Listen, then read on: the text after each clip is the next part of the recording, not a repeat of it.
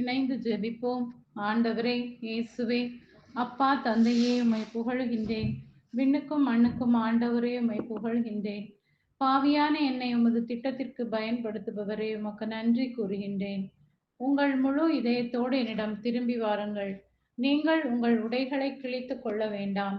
இதயத்தை கிழித்துக் கொண்டு உங்கள் கடவுளாகிய ஆண்டவரிடம் திரும்பி வாருங்கள் என்று இந்த இறைவார்த்தை மூலமாய் என்னை தவக்காலத்திற்குள் அழைத்து உருமாற்ற நினைக்கின்றவரே நன்றி கூறுகின்றேன்.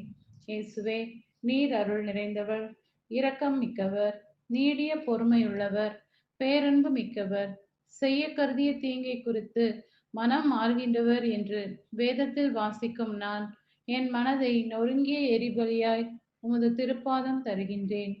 கல்வாரியில் வடியும் தூய இரத்தத்தால் என்னை கழுவும். உமக்குள்ளாய் நான் வளர, வாழ, இந்த அருளின் காலத்தை பயன்படுத்த ஆற்றல் தாரும்.